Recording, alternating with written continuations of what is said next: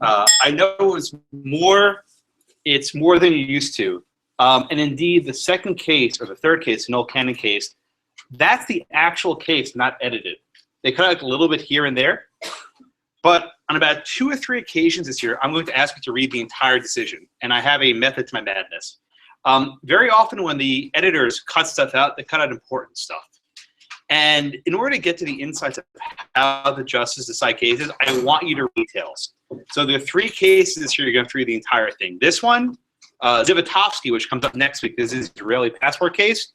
And a Bergefell, which is the same-sex marriage case. That will be the longest of the 3. But I want you to read the entirety of these cases so you get a flavor for how the justices respond to each other. It's more important than you'll realize, so I hope you'll indulge. But I'll do a good job. Noel Canning's a favorite case of mine, so I'll make up for it, I promise. Any questions on our class last time, or discussion of the congressional power, the INS v. Chadha case, the line item veto, the Clinton v. New York case, any case in that? Any questions? Okay, very good. So today we are doing 2 of the biggest separation of powers debates that have been with us since the founding of our country. And that involves the appointment and the removal of executive branch officers. Okay? Why is this area so important? Because the Constitution gives Congress a say over who the president gets to hire. Right? The president can't hire anyone. If he wants for a Secretary of War, the Senate needs to approve and provide advice and consent. If that officer wants to get paid, the Senate must appropriate money. If the president wants a new officer to help him, the Congress must create. Unless the Senate confirms the person and pays a salary, it's worthless. Find the book where it says the president can't even change a light bulb in the White House unless the Congress pays for it. The most powerful seat in the world, the president of the United States, unless Congress agrees. So from the very beginning of Congress, the very first year we have a debate. He's already smiling. So what do I have a video of there? As the president of the Senate. Yes. Advising the Senate. Oh, he knew the scene, so I'm impressed. So has anyone seen the John Adams miniseries? Only one? It was on HBO in 2008 and 7. You know it, right? Oh, yeah, sure. Go. It's actually on Amazon Prime, which is where I got the clips. If you have Amazon Prime, go watch it. It's a 7 or 8 part John Adams. And you want to know what? It's accurate. Most historical movies, especially those of the History Channel, suck. They're not anywhere close to reality. This one's really good.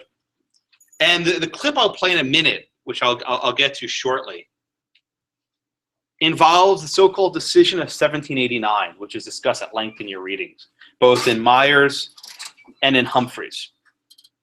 Okay. All right. Where did I finish up last time? Who was?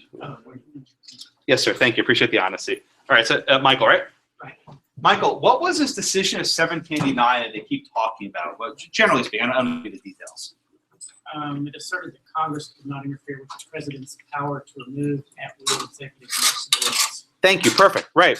So the Constitution, and you can look at yours, in Article 2, Section 2, right up here, says the president shall nominate with the advice and consent judges, ambassadors, whatever, right? So that speaks to the appointment power, right? Does it say anything in the Constitution about whether the president needs permission to remove an officer? No. So if a power is silent, how should we understand that silence? Well, it's been interpreted a couple different ways. In some instances, since the president had the power to appoint, if it's someone doing an act for him, he should then have the responsibility of removing them. But if it was like a congressional committee that they created, they're not really acting on behalf of the president, so they were kind of doing. Very good. So here we have a problem, right? The year 1789, the ink isn't even dry on the Constitution, and you have a debate. What's the debate? The Constitution is clear. To appoint someone, you need the Senate's permission. What about the removal? So a debate emerges in the House of Representatives. And James Madison, right, the father of our Constitution, James Madison has this little debate, and he's saying, wait a minute, right? Can we put limits on whether the president can remove whoever he wants? And there's actually a spirited debate in the House, and basically they agree by a vote to say no, that the removal power is absolute, that the House of Representatives cannot limit the removal power. Okay, there's a debate about this. The debate goes to the Senate. Okay, and before I play the clip, Pamela, how do you think the Senate will view this issue differently than the House? Let me ask you the question a different way. Under the Constitution, does the House of Representatives have any role in the appointment process? Who has a role? Okay, so follow me here. If the Senate has a role in approving it, who would have a role in removing it? The Senate. So do you think the Senate wants to give up their power over removal? In other words, the president appoints someone the Senate likes. The Senate says, oh, we don't want to get rid of this person.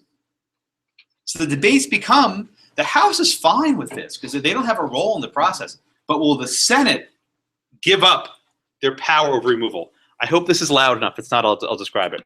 So I hope this works.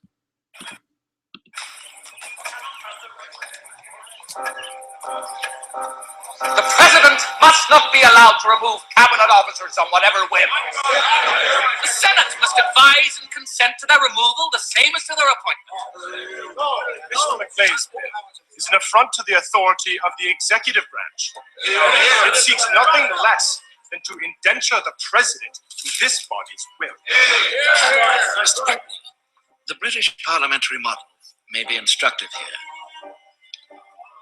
The Senate would no doubt benefit from the Vice President's learning and erudition on the subject, but I respectfully remind him that barring a tie in voting, he has no say in the matter. No need of reminders. I concur with Mr. McClay's opinion. The president must not have unlimited authority in cabinet matters, sir. I love this clip for a couple reasons. Because in 1 minute, it summarizes the entire debate.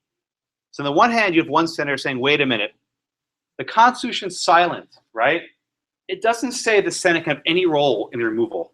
That means we have no power here. The president can fire whoever he wants. And you have the other guy saying, wait a minute, right? This is our check, right? This is to make sure the president doesn't abuse the process. We should have a say. And then John Adams, who became the second president of the United States, pipes up from his role as president of the Senate, as vice president, says, excuse me, guys, under the British parliamentary model, the king, governor, can remove whoever he wants, and that's the basis of our system. And then the smartass, right, says, Mr. Vice President, you only have a say in the case of a tie, right? If the Senate has a tie, the vice president breaks the tie. They don't show this in the clip, though. So what do you think happened, Joseph, to the vote? It was a tie! A vote of 10 to 10. There were only, 20 members of Congress at the time, right, who voted. By a vote of 10 to 10, the vote ties. So who, my friend, cast a tie-breaking vote? John Adams, the guy they just mouthed off to, right? And how did he vote? What? No, right, yeah, exactly, right? John Adams cast a tie-breaking vote, and he said, you cannot put limitations on the removal power of the president. And then George Washington promptly signed the bill. So yes, I love that, na. We'll use that next year, right? We don't actually have records of the Senate, unfortunately. The House kept very detailed records and transcripts. Tragically, the Senate proceedings were secret. Oh, it breaks my heart. We don't know what happened there. We know what the final vote was, but there's no transcript. There's only a journal of the vote. So that scene was largely, created in the minds of the producer. But I can imagine something like that happening. John Adams often said the vice president most worthless position in the world because he can't do anything. John Nance Garner, who was FDR's VP, had this great quote. He said, "The vice president is worth a bucket of spit," which is a very good Texas expression, I suppose. So from the very beginning, we have this sense that the president must go to the Senate for approval. But once a person's in the office, the president has absolute power to terminate anybody he wants. And this was largely the understanding from 1789 until 1863. Angelo, what happened? What happened in 1863? Who was president then? After he died. After he died. Yeah. 1860. I'll give you a hint. It involves a Tenure of Office Act. Oh. You have to look through your case. I'm going to have order. I'm I'm going in historical order, not the order of your book. So what was the tenure? This throws students off immensely. I'm like, wait a minute. Let's view history as a continuum, right? We started with John Adams. Let's go to President with Andrew Johnson. Okay. Do you remember what the Tenure of Office Act was? It was in both cases, Meyer and Humphrey.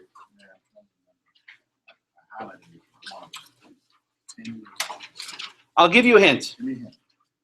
And this is actually, I'll give you a little hint. And you can keep digging while I'm talking, okay? Go dig, right? So after Lincoln was assassinated, Lincoln was a Northerner, he was a Republican. Andrew Johnson acceded to the presidency. He was a Southerner and a Democrat. And Andrew Johnson was intent on thwarting Reconstruction, the idea of putting the Southern states under Northern rule to, destroy the vestiges of slavery. And one of the first things that Johnson tried to do was to basically fire all of Lincoln's officers. And one of the first people he tried to fire was the Secretary of War, a man named Edwin Stanton. He didn't want Lincoln's Secretary of War in charge. He wanted to put his own guy, who was more favorable to the South, in charge. The Congress, which at that point was all Republican, it was the so-called radical Republicans, were furious. They said, "How dare this idiot Johnson, the Southerner, right, fire Lincoln's, who just won the Civil War, right, fire Lincoln's Secretary of War." So Congress enacted the Tenure of Office Act. Angelo, what does the Tenure of Office Act say? Lifeline. Yeah. Okay, I'll come back to you. Lee? They're all off the bodies that consider the Senate should hold their officers until their successors should have, in like manner, be appointed and qualified. And certain heads of departments, including the Secretary of War, should hold their office during the term of the President by whom appointed. In that case, Lincoln, and 1 month thereafter, subject to removal by consent of the Senate. Okay, very good. So Congress enacts this law called the Tenure of Office Act. And as Lee said a second ago, what it accomplishes is it puts a limit on the president's ability to fire certain high-ranking officials. So it basically says Andrew Johnson cannot fire the Secretary of War. Okay? Johnson vetoes the Tenure of Office Act. In a stinging rebuke, Congress overrides the veto. At that point, they were basically all Northern Republicans. By the way, the Senate and the House had no Southern members. They had all left because of the Civil War. So basically, you had an entire monopoly of Northern Republicans controlling Congress. And so they were able to override the veto quite easily. And after they overwent the veto, President Andrew Johnson insisted the law was unconstitutional. So he went ahead and violated it. Okay, Angelo, back to you. Okay. What do you think Congress did after Andrew Johnson, the president, basically ignored the Tenure of Office Act? Tried to impeach him. Yeah, they impeached him. Did the House of Representatives impeach him? What are the 2 steps to get rid of a president? The House has to impeach you. Yes, the sir. Senate has to convict you. Exactly right. So the House of Representatives impeached Andrew Johnson over the violation of the Tenure of Office Act. This is how significant removal was. They were willing to throw the president onto the curb.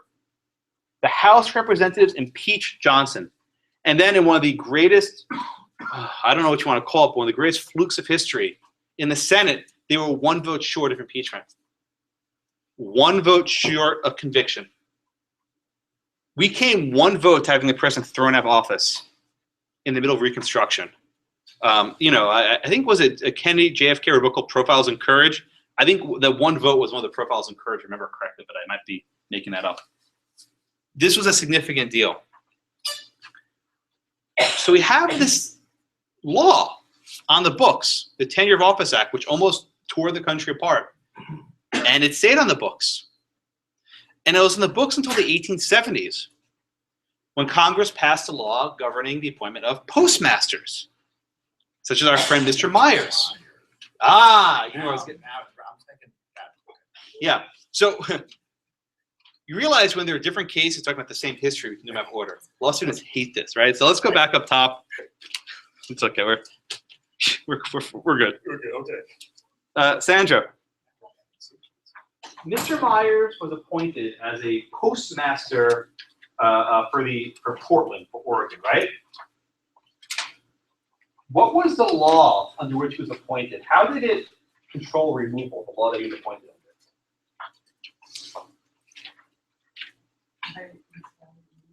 Yeah, the law that he was appointed over, did it give the president unlimited power to remove someone? We're not inferior yet, right? The law that Congress enacted governing the appointment of postmasters, right? Did the president have unlimited power removing him? That's right. The law under which Myers, the postmaster, was appointed was passed in the 1870s. And at the 1870s, the Tenure of Office Act was still in effect, right? So effectively, when Myers was appointed, right, the statute that created his position had that little provision that said, you are appointed with the advice and consent of the Senate, and oh, by the way, you can be fired with the advice and consent of the Senate. On both ends, advice and consent of the Senate was required. Everyone follow me so far? So that little brief history from John Adams to Andrew Johnson.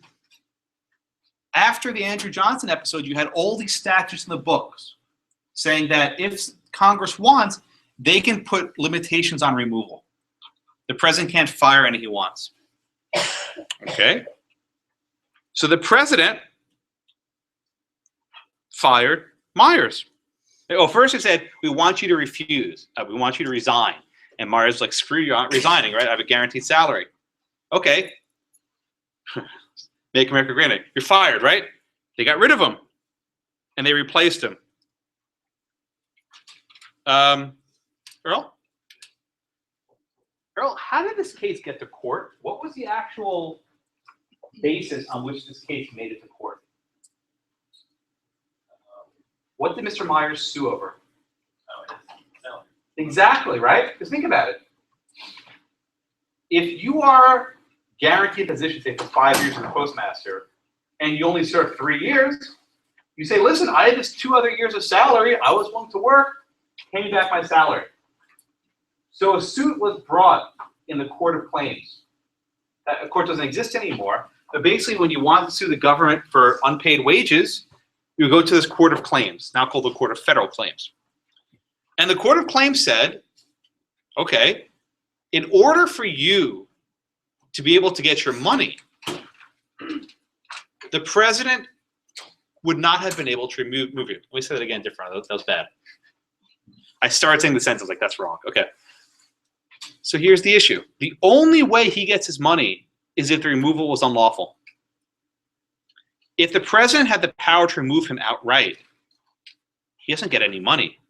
But if the president could not remove him, then he's entitled to the full salary of all the years.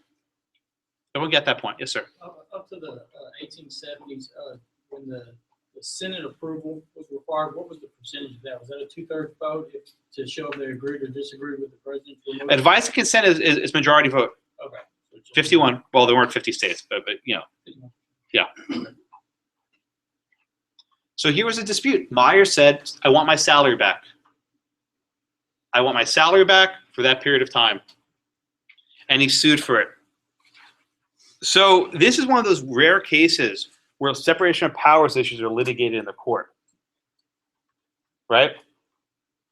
Let's go, Lindsay, because you were out before I skipped over you. Lindsay, could the House of Representatives, could the Congress have sued the president when he fired Mr. Myers? They had the statute. The statute says you need our permission to remove someone. The president ignored that. Could Congress have sued the president for removing Mr. Myers without permission? Probably they could have. Why? Because it was left to the interpretation of, it would have been left to the judicial branch to interpret the statute. What injury does Congress suffer when the president ignores or doesn't follow a law? The lack of their power to check. So it's somewhat of a trick question, unfair question. But generally speaking, when separation of powers disputes arise, they're with private parties, right? What was Youngstown? A steel company. What was Myers? Some guy getting a salary. What was Humphrey's Executor?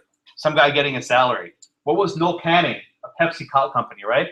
In almost every single separation of powers dispute, it's because the government owes someone money. I know this sounds so stupid, right? Youngstown wasn't paid when they shut down their steel mill. Myers wanted a salary. Humphreys wanted a salary. The Noel Canning company wanted the union thing to be fixed, right? Every time there's a separation of powers case, someone wants some sort of payment from the government. But the question I posed to Lindsay was this: why couldn't the House of Representatives sue? They said, wait a minute, we have this statute. It says you need our permission. You ignored it. I'm going to sue you. This is a very tricky question, but the shorter answer is houses of government can't really sue one another. Okay, I'm going to answer the question you think of in a second, right? Generally speaking, when members of Congress try to sue the president, they lose. All the time, members of Congress sue, saying this war is illegal. Vietnam's illegal. The Iraq war is illegal. There's no declaration. Courts always say, get lost. It's a political question. We're not going to answer this question. You have to be injured. There's currently a case where the House of Representatives has sued the Obama administration over Obamacare. To make a long story short, the president is spending money which Congress says was never appropriated. Basically, the president's spending money from a slush fund, they say, that was never appropriated. Can Congress sue the president? That will probably go to the Supreme Court next year or so. It's a tricky question. My subtle answer is no, but the answer is more difficult than I usually agree with. But it's a close call, but I think it's probably not. Okay? But here we have a clear case with an injury. Mr. Myers says, I want my salary. Okay, everyone get the facts of this case. So these separation of powers decisions are very, very hard, right? Because the text doesn't always give you a clear answer. So let's start with the text, right? Kara. Does the text say one way or another whether the Senate can put limitations on removal? Right up here. Is there anything in the text saying that Congress cannot put limitations on removal? Is there anything saying Congress can put limitations on removal? It's silent, huh? What should courts do when the Constitution is silent to a separation of powers question? What do they look at? Beautiful, perfect. Practice. So like Ellen Iverson, right? They look to practice, okay? They look to how have the constitutional actors, the president and the Congress, behaved over the last 200 years. Kara, why is practice so important? Because it formed the government that we have today. Good, more. You're right. Give me more. You're on the right track. What they ruled on, the cases that they've decided, is what they use to make their decisions today. Very good. Jessica, this is a point I try to make very clearly. Is the Supreme Court the only body that gets to decide what the Constitution means? Exactly right. The answer is no. Who else gets to decide what the Constitution means? Which other actors?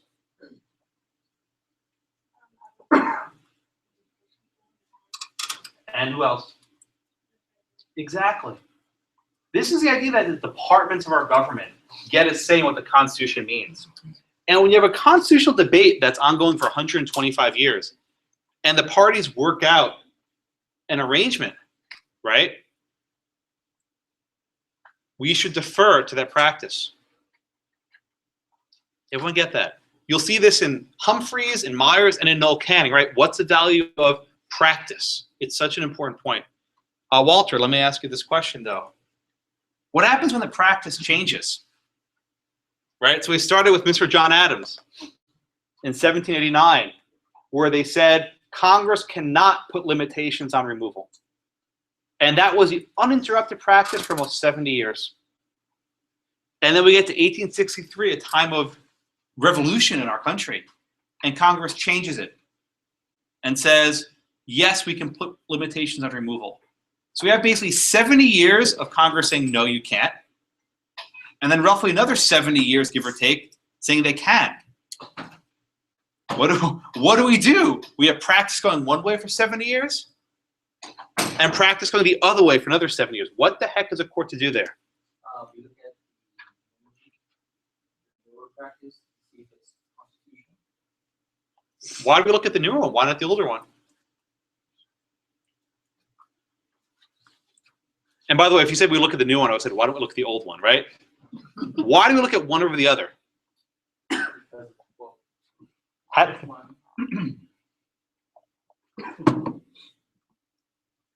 ooh. You think that the first one was based on the Constitution and the second one was... Why? Why would the older history be based on the Constitution? Aren't they both interpreting the same document?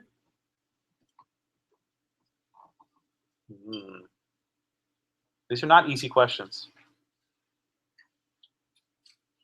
I like that you're struggling. It's actually very good because there's no clear answer. But make an argument one way or the other. Try it. Why should one be more important than the other? Well,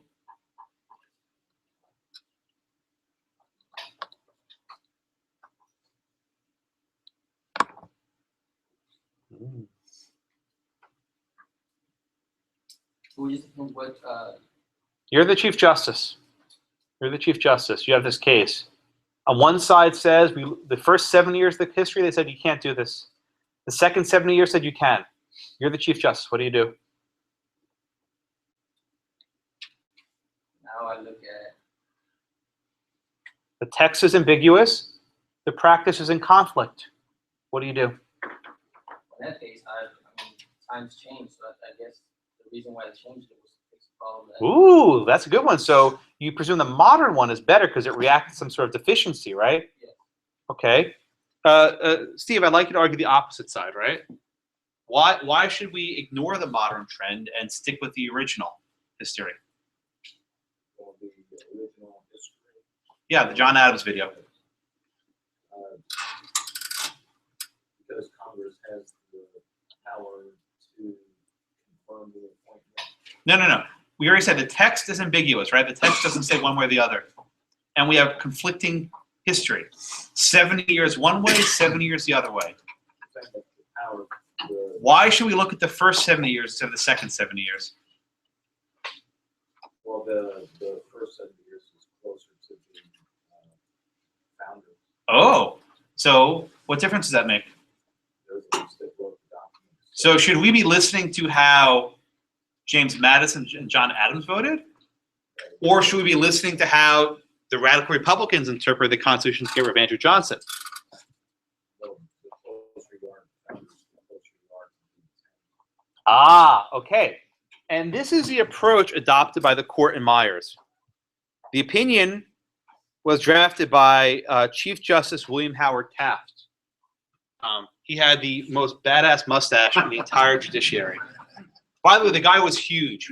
He was humongous. You can kind of tell from this picture, he's like twice the width of everyone else. He was so big, he once rode a horse and broke the horse's ankles. It's a true story. In fact, they actually, I think the Society for Protection of Cruelty Against Animals want to buy him an elephant, so you should ride this instead. I mean, the dude, he was a fascinating guy. He grew up in Cincinnati, Ohio. He went through the ranks. He served as a court of appeals judge. He served as a governor of the Philippines, right? Then he came back. He was elected president of the United States. And then after being president, he was appointed as Chief Justice of the United States. I mean, you don't have these sorts of careers anymore. God willing, no more presidents become justice. I don't think I can handle that. No. So he was an amazing guy, but he was also a president. And he understood very well what it meant to have an executive branch and what it meant for the Senate to tell him, you can't do this. So his opinion says, listen, Larry, right? If we have a choice of the first 70 years closer to the James Madison and the John Adams of the world, or these next 70 years where all these crazy radical Republicans did this stuff to Garrett Johnson, I'm going to go with the first 70 years, right?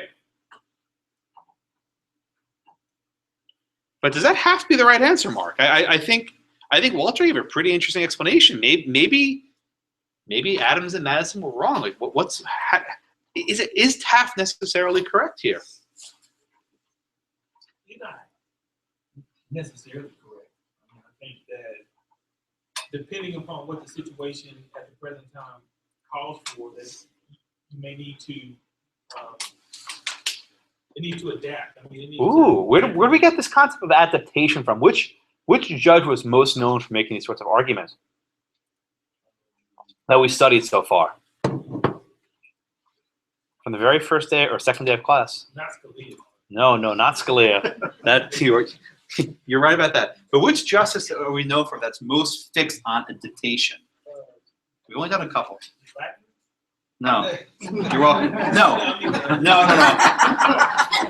Your flattery will get you nowhere in this class, right?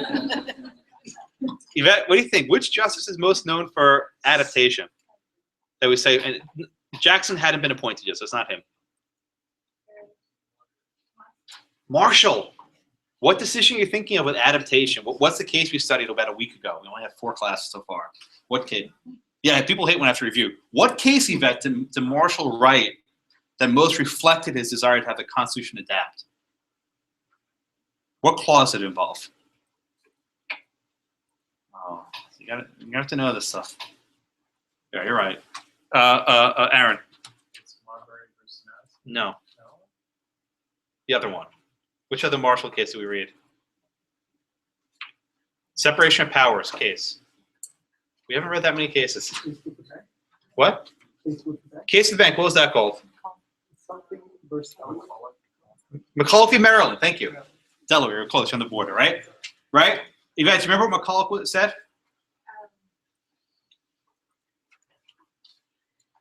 You remember there were 2 ways of reading the necessary and proper clause, right?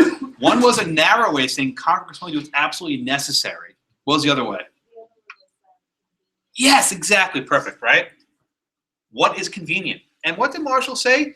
We should never forget this is a constitution we're interpreting, right? This is a document that should endure for the ages.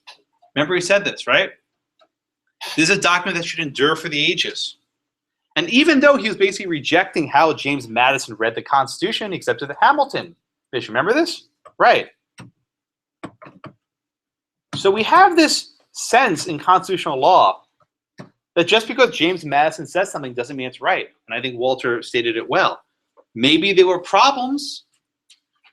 Maybe there were problems with the Constitution, and the departments, the branches, figure out a better way of interpreting it. So we have these themes, right, of interpreting. On the one hand, you have text, right? Does the text get you anywhere? Then you look to, history, right? Is the history consistent? Well, in this case, it's kind of split. So you look at text, you look at history, and then what about third? You have some sort of philosophy that comes into play. Are you trying to have a constitution that is flexible, that adapts, that's efficient? Or, like Scalia would say, you have a constitution that's meant to check the branches, right? Because on the one hand, it's very efficient for the president to remove whoever he wants, right? Doesn't need permission for anything. But on the other hand, this reading of the Constitution gives Congress a check on that power. So should we be reading the Constitution to allow these checks? Or should we be reading it to promote efficiency? Right, those three things I just said, right? The text, the history, and kind of the purpose or philosophy, those decide each case we read today, which is why I read them all at once for you, because they have the same themes, right? In Myers, Chief Justice Taft says, let's go with the history. Let's go with the history closer to the founding, okay? And what about in Humphrey's Executor? They kind of back off that, saying, well, you have this stuff about inferior officers, and you have these independent agencies. It doesn't really fit. We need to have a flexible constitution.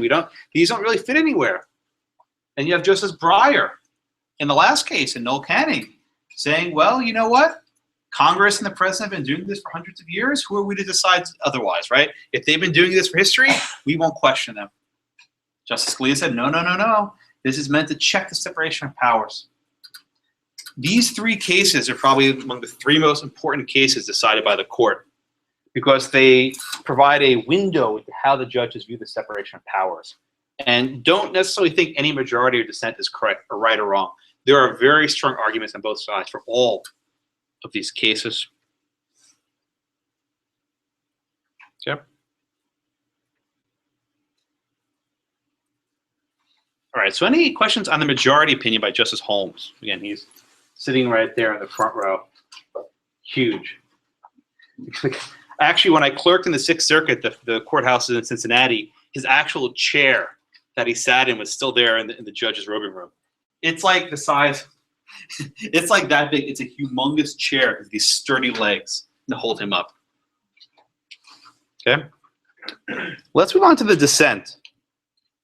The dissent was by a remarkable man named Oliver Wendell Holmes, and we'll probably talk about him a lot more.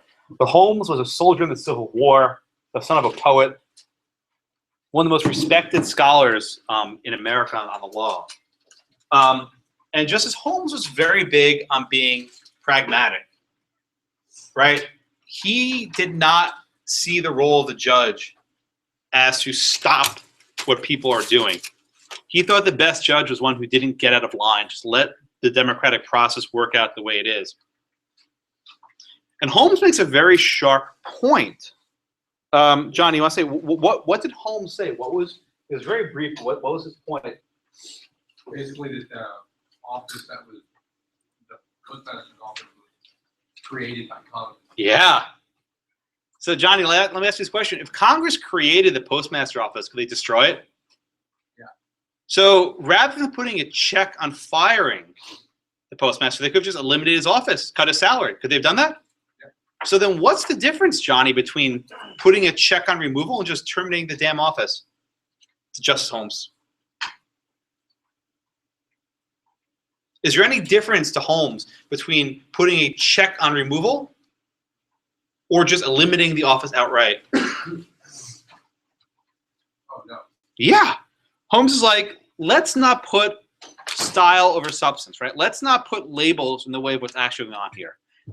If Congress can eliminate the office, then yeah, they could put a restriction on the limitation. This is actually easier, right? Rather than abolishing an entire post office and the poor people of Portland can't get their mail, they'll just put a check on the power of removal. This is a much easier, like a more surgical approach to this problem. Everyone see what Holmes said. Okay. Naquanda, what did Justice Brandeis say in dissent?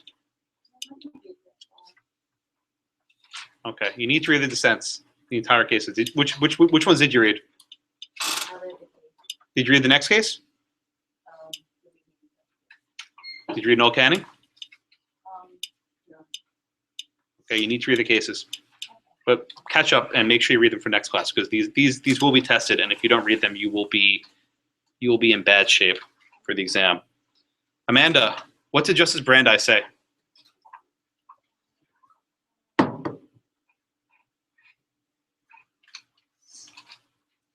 Did you read the dissent? Okay.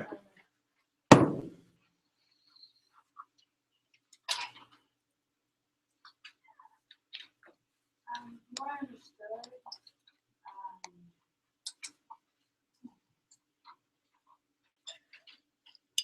they want to be against the Congress having power over controlling the Mm-hmm.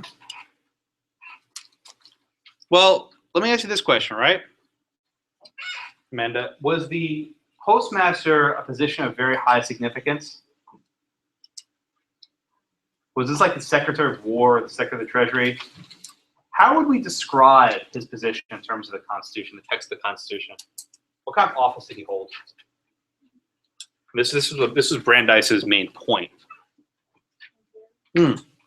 Perfect. Yeah, Brandeis basically said, "Listen, this is we're not talking about the Secretary of War. This is a postman in Oregon, right, in the middle of the 1930s, whenever this was, 1920s, right? This is not a big deal.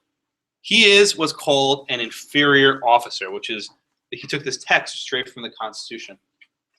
An inferior officer. Well, what Brandeis basically says is all this stuff about advice and consent. These are people like ambassadors, right? Judges, important officials. But if these little pitsy, little inferior officers, the president can hire and fire however he wants according to law. Right? Here, the law says you cannot fire him. And if Congress put that in law, then that's a limitation. See, it says right here, the Congress may by law vest the appointments of such inferior officers. By law means through statute. If Congress passes a statute saying you can't fire the mailman without a permission, then that's what Congress does. This might be a crazy thought. Like, why the heck would Congress want to have power over firing a mailman? Is that what you're going to ask? No. Okay, then I'll get your question in a second, right? Why would Congress want to have power over firing a mailman? Well, today we have civil service laws, right? If you're a member of the government, they generally can't fire you without going through a process. None of that existed in the 1870s. If the president, imagine this is what usually would happen, right? Political appointments were favors. So when President so-and-so comes into office, he appoints all his buddies as postmasters in every state. Then the next president comes in and wants to fire everyone. So you can imagine the Congress saying, wait a minute, before you fire someone because of political reasons, let's give us a reason first, right? You can't just throw someone out for political reasons. He's a mailman, right? So Brandeis says because he's inferior, his removal can be limited by Congress. Johnny, go for it. Well, isn't it point also that, at least I've read it mostly, that because the Senate was in session, they should have power whether the inferior officers were fired or not, but if they weren't, then the president should be able to do kind of what he wants. I guess It's possible. He may remove inferior civil officers when the Senate is not in session. It was in session when the president reported to remove Myers, and for a long time thereafter. Yes. So Good. basically, the Senate should have the primary power there. Mhm. But if the Senate's not in session to do anything, You're right. That wasn't a very big part of the decision, but he did say that. But you're absolutely right. I actually think he did say that. That wasn't particularly salient to the discussion. But you're right. He said that. So what Brandeis is saying is, listen, we shouldn't be so strict.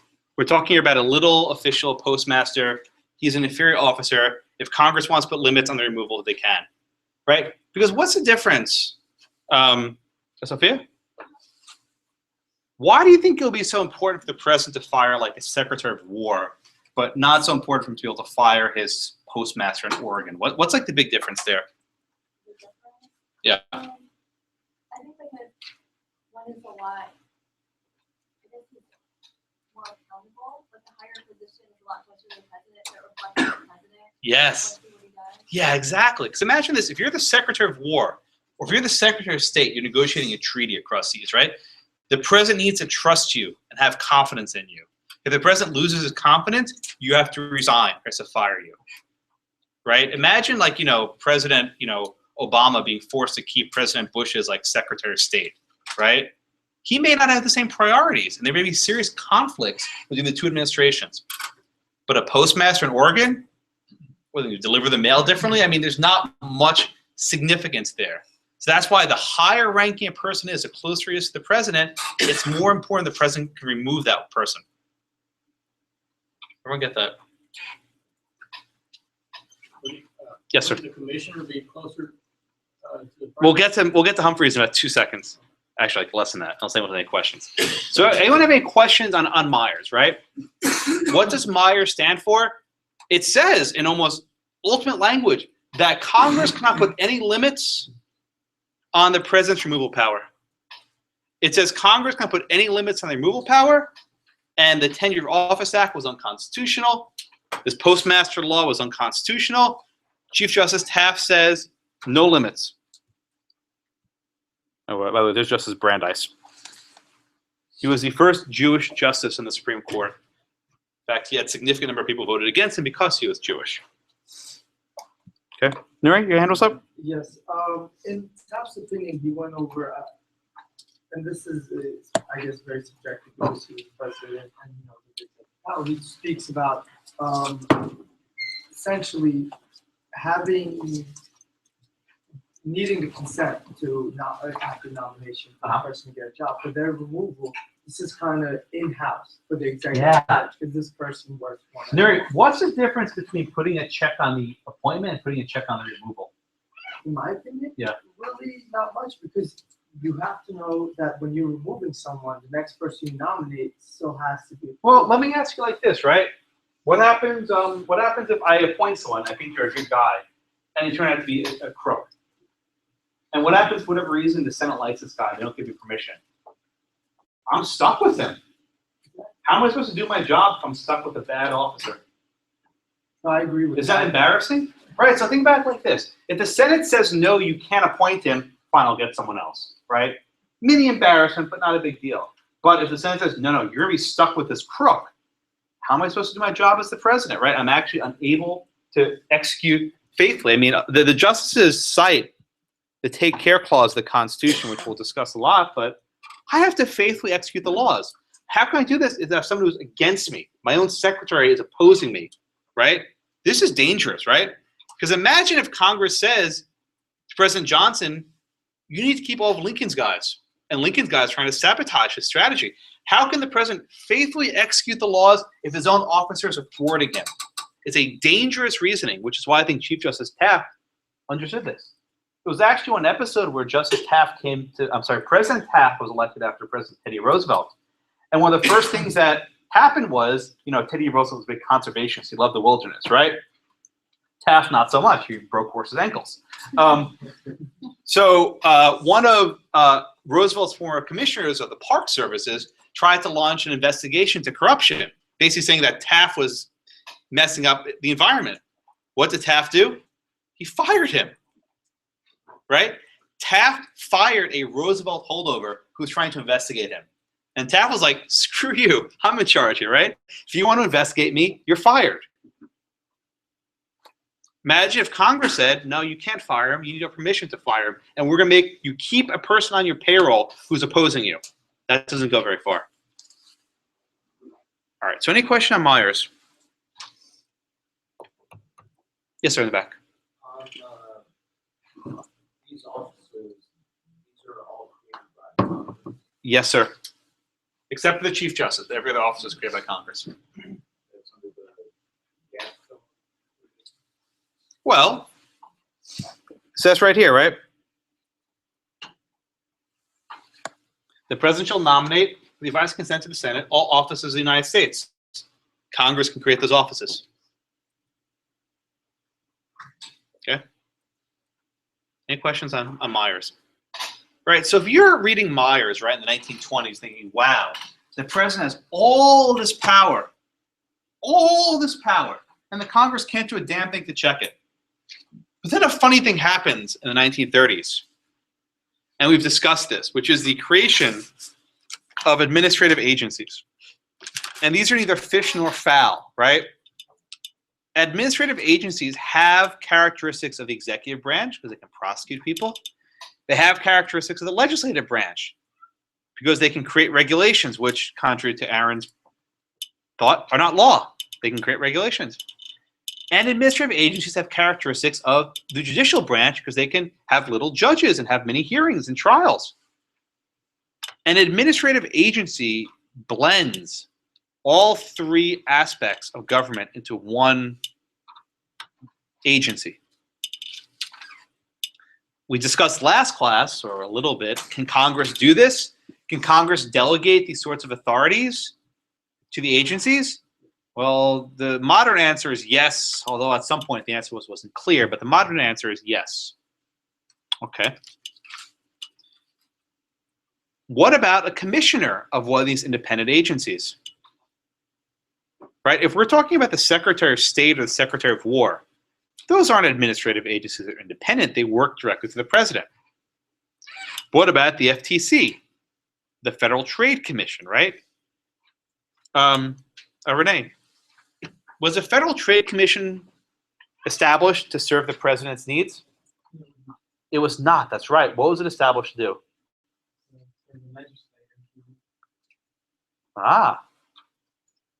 The FTC and its commissioners, its heads, were not created to serve the president. Who they serve is actually unclear, but it's definitely not the president. So what happens, Renee, if the FTC commissioner disagrees with the president? Can the president say, wait a minute, you're blocking my ability to execute the laws? Can the president say that? Why not? Okay, and that's the important background to get. The commissioners of these so-called independent agencies, like the FTC, the Environmental Protection Agency, the Securities and Exchange Commission, there are a handful of them, right?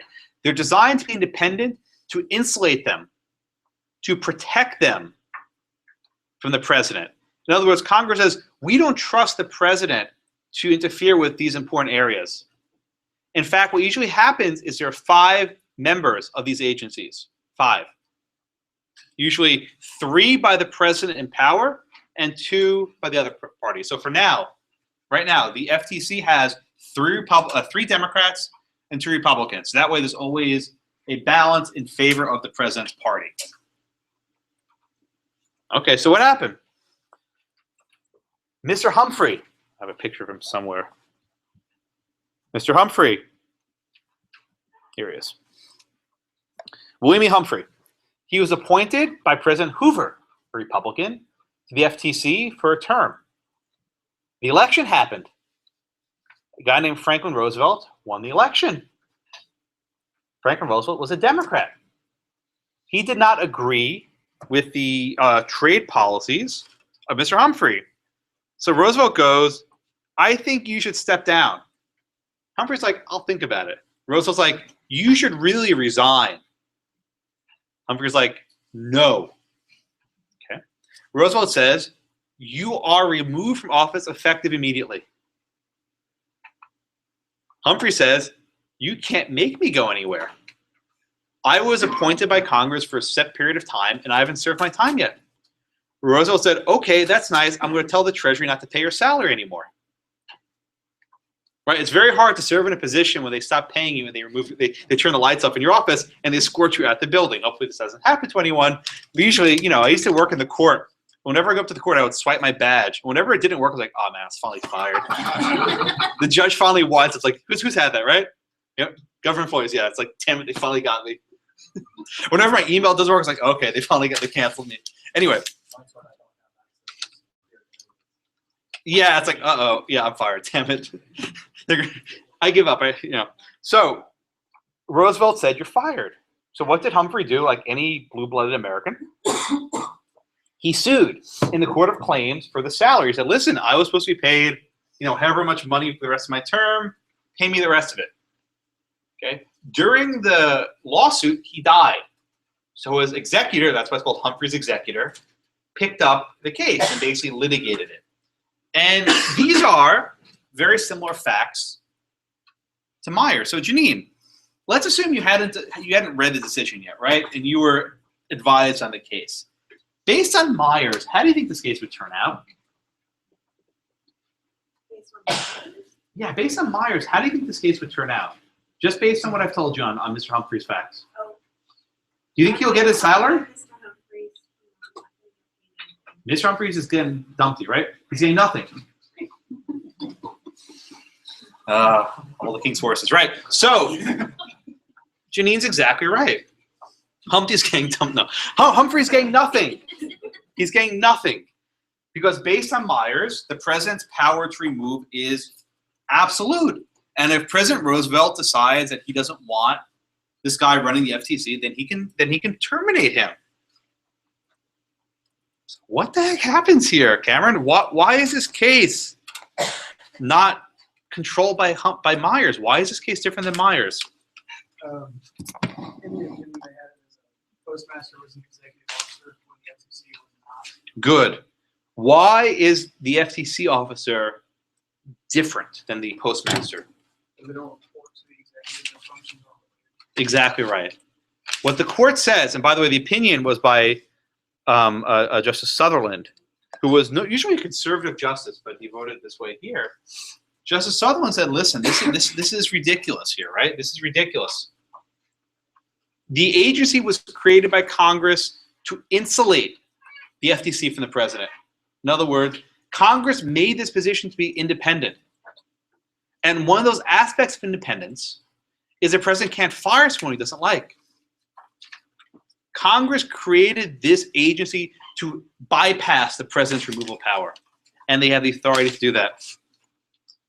Myers said nothing about that. Okay? Everyone see what they said. Now, perhaps the real question involves a non-delegation doctrine, right? Can Congress create an administrative agency unanswerable to the president?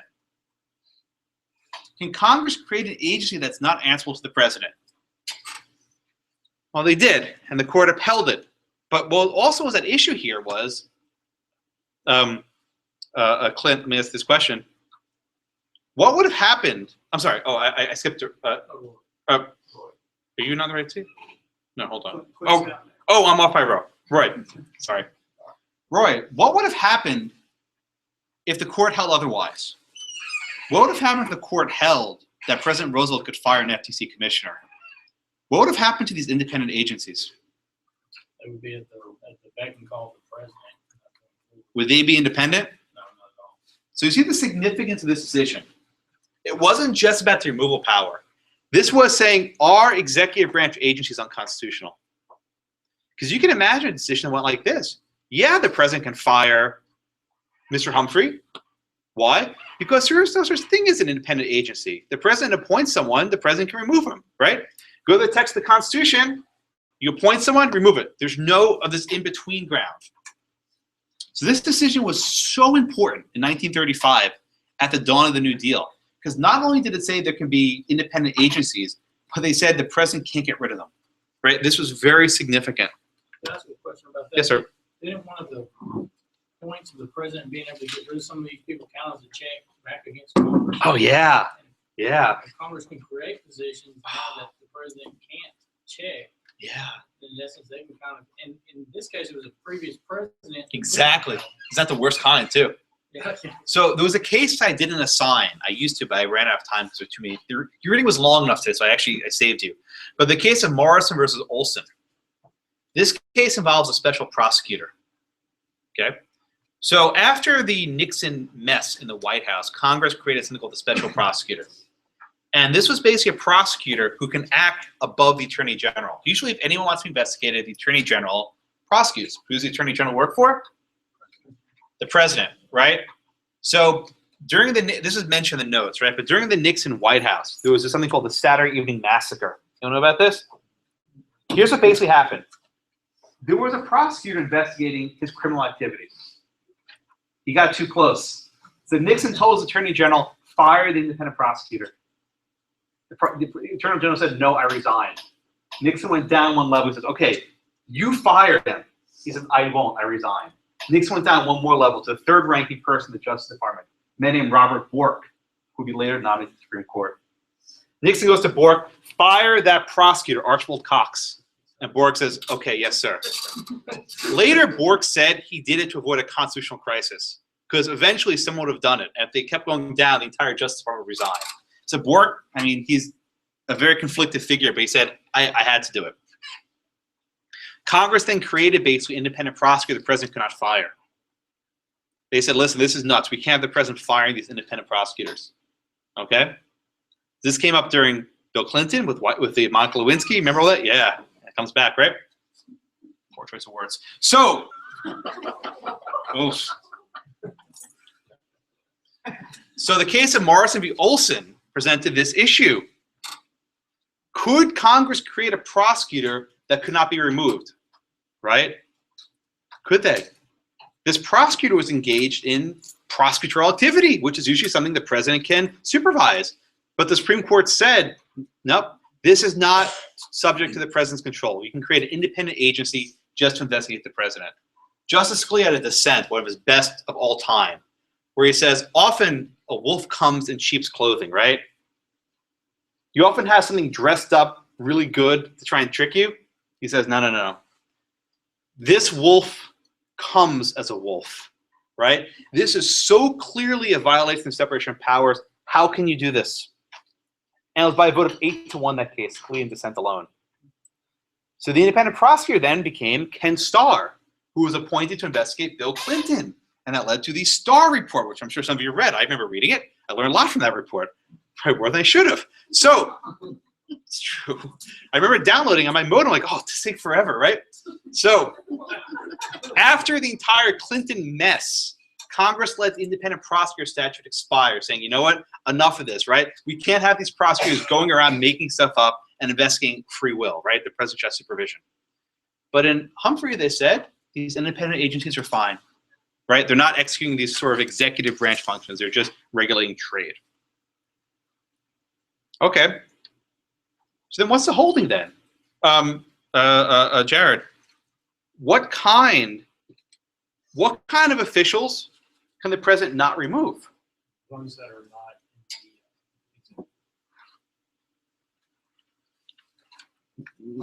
Okay. What's the court's language? It's at the end of the opinion, right? How do they summarize which officials can Congress put limitations on the removal? I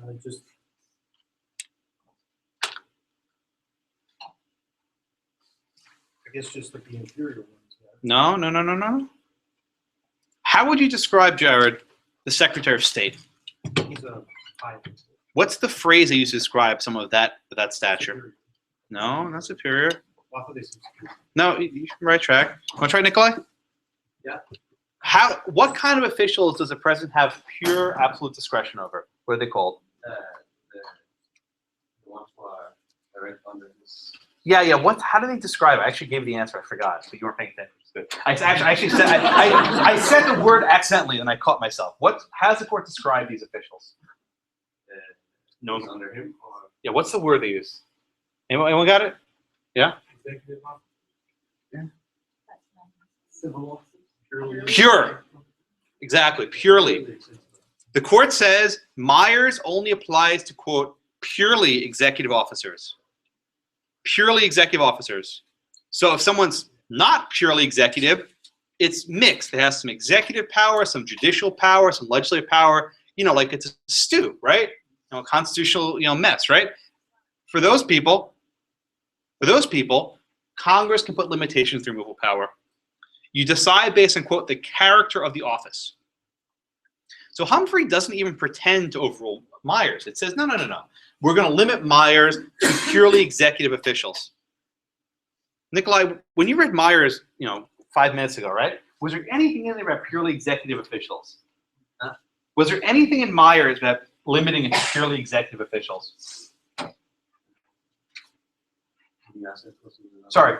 When you read Myers v. U.S., the case you read a couple minutes ago, was there anything that suggested it's limited to certain kinds of officers? How did the Chief Justice Taft understand it? he understands it that way that all of the executive officers were able to get rid of. Yeah. If you read Myers, it's basically anyone the president wants to get rid of, he can get rid of them. But here we have a situation like, well, we're going to limit this. We're going to limit it to purely executive officials. He has free reign. For everyone else, Congress can put a check. Do you feel ripped off reading the second case? I always do whenever it's like, wow, this 20-page long history and text and Tenure of Office Act, and then, oh, by the way, he wasn't purely executive, right? But, I think they have to reach this result to avoid the non-delegation doctrine holding, right? Because any other holding would basically say that you can't have an independent agency, and therefore the president can fire whoever he wants. Mark? They seem to just at the end of their holding, kind of leave the door open. Almost kind of like, this is not really absolute. This is our decision for this, but you guys are changing it at some point. Right, because maybe you might want to create other types of officials that have more limitations, right? Michelle? Is the thought here then that what the court was saying, that why in Humphrey you wouldn't want that, is that since they were quasi-legislative, quasi-judicial, basically they could do everything that the three branches could do, that if you were to have a president have a say over that, Yeah. that would be a whole lot of power over that. And since he's got three things he can do, whereas when it's executive, it's strictly executive. Yeah, and I think the court recognizes, like, listen, we have these independent agencies, right? They're doing stuff that may harm the president, right? Because how do these agencies work, right? Say the FTC finds that you violated the law, you have to then go to the FTC little mini court and actually sue them.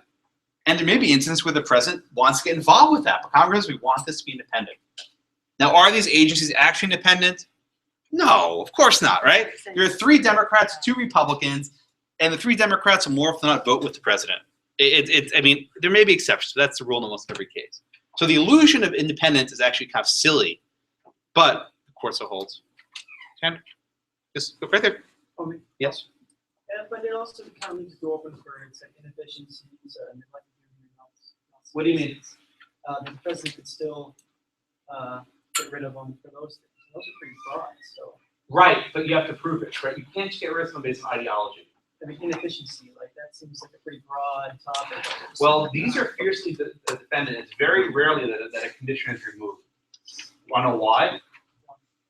Because the Republicans in Congress will prevent them from removing it, right? The president won't remove the one of his own party. They're going to try to remove the other party under a pretext, under a fake rationale. And Congress will say, no, no, we want you to keep them. Because you need a majority vote to get rid of them.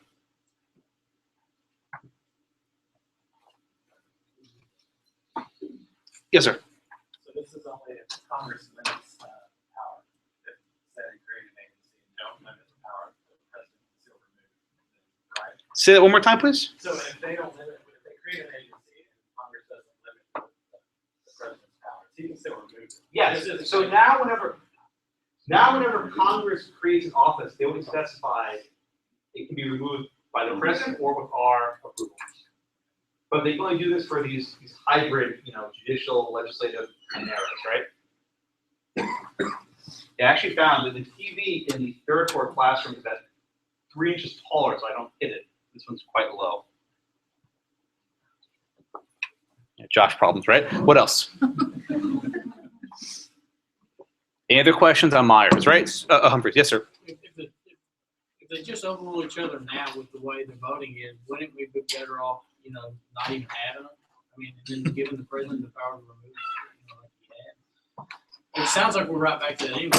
So the importance of these independent agencies. There's another case which I didn't assign because readings were quite long enough, but it's mentioned in the readings called Peekaboo.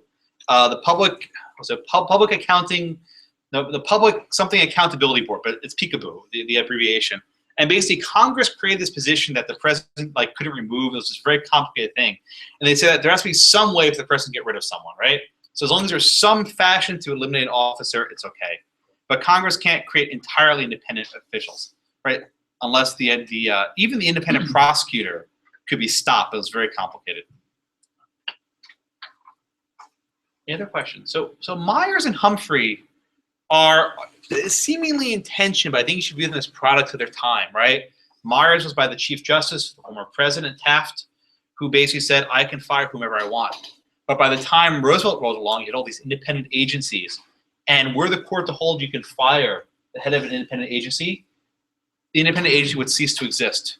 Because if they be terminated, the president would just fire all the people he didn't like and appoint all of his own friends. Right, because imagine there are three Democrats, 3 Republicans. Just fire the 2 Republicans, let the other seats go vacant, you win. Ah, okay.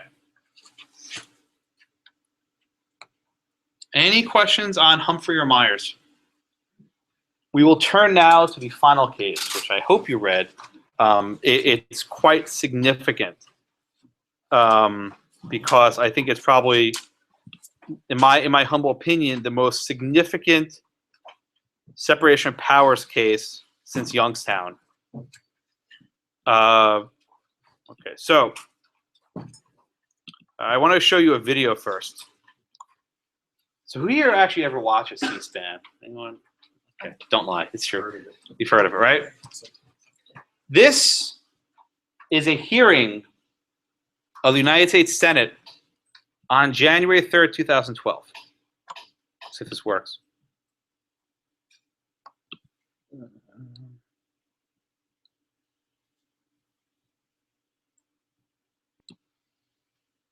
This works. Didn't work last year. Let's see if we can get this year. Sure there's.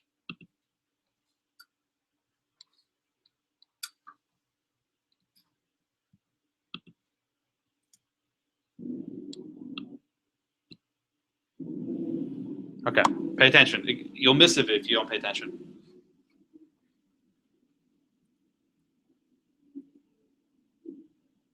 Ready? You'll miss it. Very crowded that day. The Senate will come to order. Pursuant to the Constitution, the hour of 12 noon, January 3rd, having arrived, the Senate convenes the second session of the 112th Congress. The clerk will read a communication to the Senate. Washington, D.C., January 3rd, 2012. To the Senate. Under provisions of Rule 1, Paragraph 3 of the Standing Rules of the Senate, I hereby appoint the Honorable Mark R. Warner, a senator from the Commonwealth of Virginia, to perform the duties of the chair. Signed, Daniel K. Noe, President pro tempore. Under the previous order, the Senate now stands adjourned until 11 a.m. That's it. That 45 seconds by my count. It took me longer to get the video working to actually play it. This event happened in January of 2012 for a very specific reason. It's because the appointment process of officials in our government has ground to a halt. And in many respects, the appointment process has become a proxy war for politics. For the very reason that a president's appointments can basically make regulations that are like law, they can make judicial decisions that are like courts, the other party in power has sought to stop them. So I'm gonna give you a little, this is actually one of my traveling roadshow shticks, so I'll give this to you, but we often think of gridlock in this country as a bad thing, right? We have to get rid of gridlock. Gridlock's bad. We need to get along. But I humbly submit that in many respects, in our constitutional order, gridlock means things are working. Okay, what do I mean by that? Well, when you have the parties fighting against each other and different branches checking each other, in many respects, this is a manifestation of what Madison wrote in Federalist Number 51. Ambition is being used to counteract ambition. Okay? One of the most contentious elements of this has been the National Labor Relations Board, or the NLRB. This is a board created during the New Deal that manages various labor disputes. Okay? And the National Labor Relations Board is like the FTC with 5 members, 5 seats, 5 chairs, if you will. 3 chairs are appointed to the president's party, and 2 chairs are appointed to the opposite political party. Okay? During the Bush administration, way back when, 2006 and 7, remember that time? There was a time, right? Liberals and Democrats protested, saying the Bush Labor Board is making all these terrible anti-worker rulings, right? We need to shut down the Bush Labor Board. So a strategy was hatched. How do we stop the Bush Labor Board from making decisions? You divested of a quorum. So of those 5 members, 3 are necessary to make a decision, right? If they have less than 3, if they only have 2, they can't make a decision. So effectively, the Democrats blocked all appointments to the Labor Board so that they couldn't have 3 members. And they dropped down to 2. Okay? I love this picture. The two of them are in a hallway that looks so lonely, right? So what happens when the labor board only has two people? They can't make any decisions. And then this creates, again, inactivity. The strategy carried over into the Obama administration, but the parties reversed. So now, instead of the Republicans trying to appoint people to the board, it was the Democrats. And now, instead of the Democrats blocking, it was the Republicans blocking. If you read Justice Scalia's opinion, he has one line that says the tables are turned, right? It's a beautiful line because at any given point in the last 20 years, the party out of power, hated recess appointments, and the party in power loved them. So where you sit depends on where you stand, right? So President Obama wants to nominate this guy, Craig Becker, to the labor board. This occasioned a serious political fight. Why? Because Republicans said this guy was a union lawyer. He was a former head of the SEIU and, very pro-labor, a pro-union guy. So Republicans said, we're not going to give him a vote. Okay, we will not appoint him to the court. And the board had a problem. They were about to fall under 3 members. And once they fall under 3 members, they shut down. No business. Okay, so what are President Obama's options, right? What are President Obama's options? Well, he has a couple options, right? One, which is perhaps the easiest, but will never happen, is nominate someone else. The president could have always nominated someone more moderate. Maybe some of the Republicans would have liked, maybe not, maybe yes, who knows? Okay? 2, right? The president could have just said, you know what? I'm going to wait till the Senate goes into recess. And when they're in recess, I'll fill the seat, and then we'll be okay. We'll at least get past this temporary crisis of having only 2 members. President Bush had the same idea to use the recess power to fill these empty seats. But what did the Senate Democrats do back in the 2006-2007 era? They blocked the Senate from ever going into recess. Okay? How do they block the Senate from ever going to recess? All right, remember recess? Yeah. They did this by the video I just showed you. By holding these short 30-second sessions of Congress called pro forma sessions. Okay? You saw it. I played it for you. It took 30 seconds, right? Usually a senator from Virginia, this one's Mark Warner because they're close by, they don't have to travel too far, gavels in, says like 5 words, and then gavels out. So here was the calendar, right? January 2012. A pro forma session was held on January 3rd. I showed you that video. Another pro forma session was held on January 6th. I didn't show you the video, but it would be the exact same thing. On January 4th, President Obama said, I am making recess appointments to the board. He nominated 3 individuals to the labor board on January 4th. During the 72-hour gap between the recess appointments. Once again, they were happy. They had 5 members, right? They had a full house. Okay? But the question was this appointment constitutional?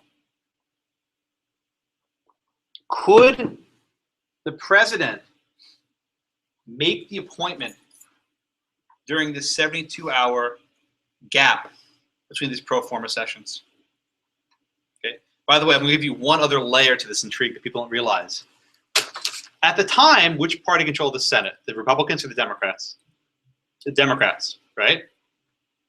If the Democrats were in charge, why couldn't they decide just to go on recess for a full month? Anyone know? Don't they have to get the approval?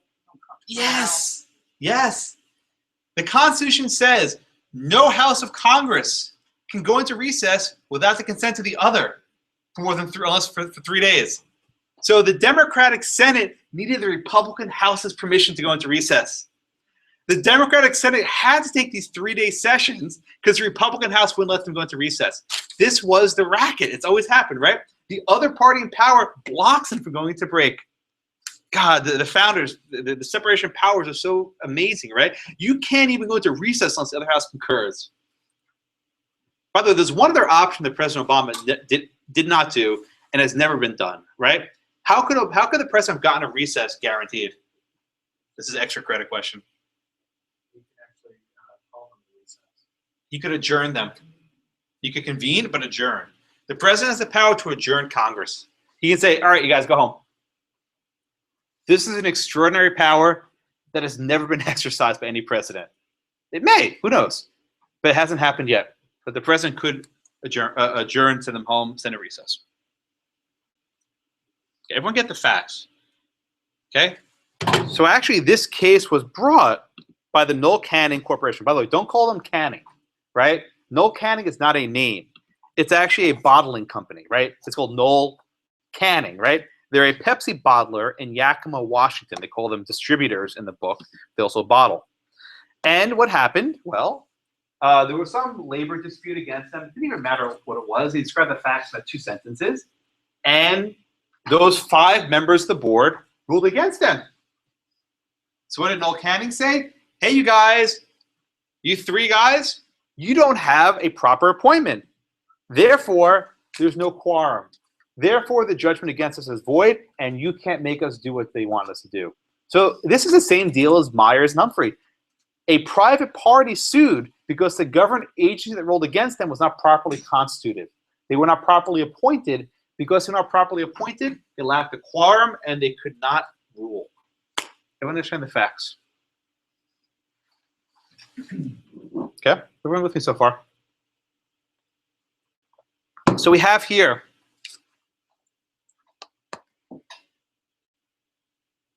the recess appointment clause in Article 3, Section 2. And it says, the president shall have power to fill up all vacancies that may happen during the recess of the Senate. Okay.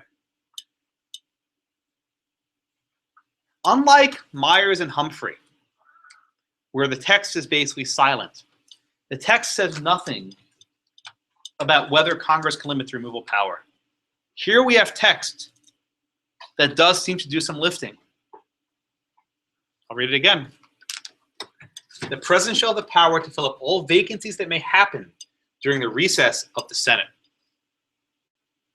So to understand this question, there are a few words. I've highlighted them. There's vacancies that may happen, the recess of the Senate, and just recess. I tried doing the 2 different highlights, but it never actually works well. And there are 3 separate terms that I want to explain. First of all, what does it mean to have the recess of the Senate? Okay. There are 2 types of recess. Intersession and intra-session. Okay. If anyone has at their office an intranet, right? What does intra mean? Internal. Right? Within. Everyone knows about the internet, right? World Wide Web. Outside. Okay. What's intra-session? What's intersession? Okay. Intersession means the break between one Congress and the next. That is, on January 3rd, right, 2012, and he said it, you heard him, he said, this session of Congress is over, we're now starting the next session. There's a break between one session and the next. That is what we call an intersession recess. What about an intra-session recess? Right? What's an intra-session recess? During the year, when they go in for Christmas. Right? During the year, when they go in for Thanksgiving. They take a week or 10 days or 15 days off in the middle of a session. That's an intra-session break. Everyone understand the difference? So the first question is, does the president's recess power apply to intersession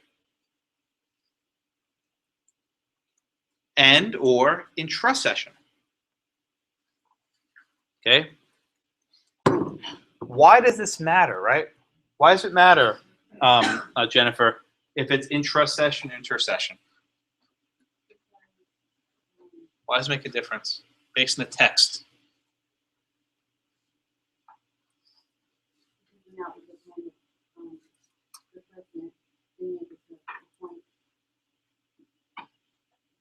Mm-hmm.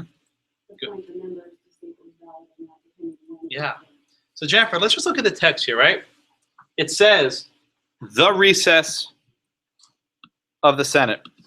If I say the recess, am I referring to one recess or several recesses? Yeah, the usually means singular, right? It's a singular article. So just looking at the text, Jennifer, don't look at anything else. Which recess do you think the framers were referring to when they said the recess of the Senate?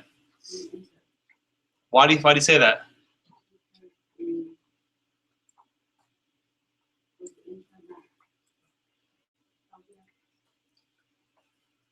Which recess always happens every year? Is there always going to be an intra-recess session? Will there always be an intra-session recess? Will there always be an inter-session recess? Okay. So I want to hit this at different levels. I want to start with the text and work our way down, right? So the first level, just based on the text, I think Jennifer said it quite well. The recess in the Senate would seem to only refer to the intersession, right? Because there's always going to be one session which finishes and the next one begins. Indeed, as a matter of history, there usually was an intra-session recess. Usually what Congress would only meet for a few months every year, they would come there, get their business done, and then they'd get home, go back to their farms. The only session that actually mattered was the intersession. Everyone see that? All right, so Sheba, I had hopped over you, so I'll come back to you. It's okay. So it's fine. The Constitution says the recess of the Senate. Does it say how long the recess must be before the president's power is activated?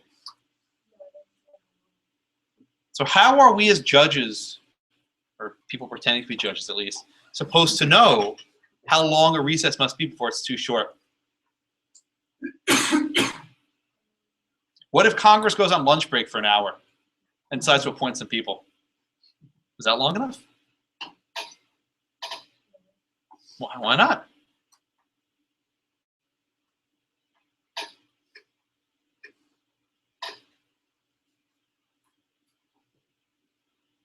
Just based on the text, how are judges supposed to know, or anyone, how is anyone supposed to know how long a recess must be for it to be long enough? How long of a gap between Senate action must be?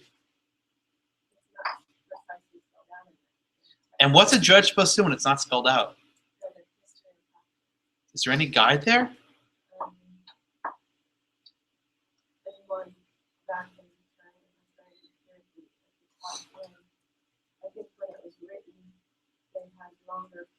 Hmm. Yeah.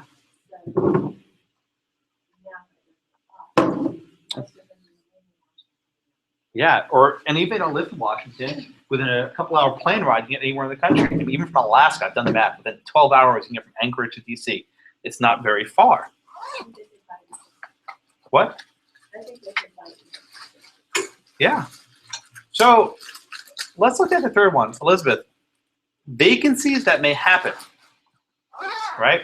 So just looking at the text, what happens if, during the summer, during the break between sessions, right? The Secretary of War dies during that vacancy. Is there any question that the president could replace him? If he dies during the vacancy. If he dies during the recess. Yeah. What happens if the secretary dies one day before the recess? That's basically the text. Did the vacancy happen during the recess? He dies the day before Christmas break. Does the vacancy arise during the recess? No, why not? What does it mean for a vacancy that may happen? What does it mean may happen?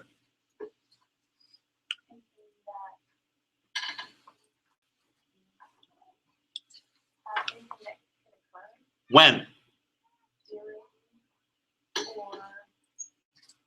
No, stop. You're good. When does a vacancy have to occur? Based on the text. During the recess. So if a Secretary of War dies during the recess, that's a vacancy that happens during the recess. But Elizabeth, what happens if he dies a week before the recess? Did it happen? No.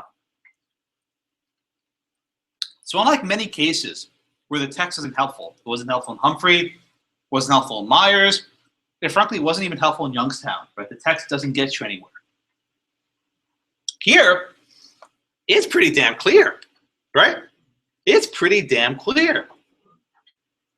And Justice Breyer has to acknowledge this, that the text is pretty damn clear.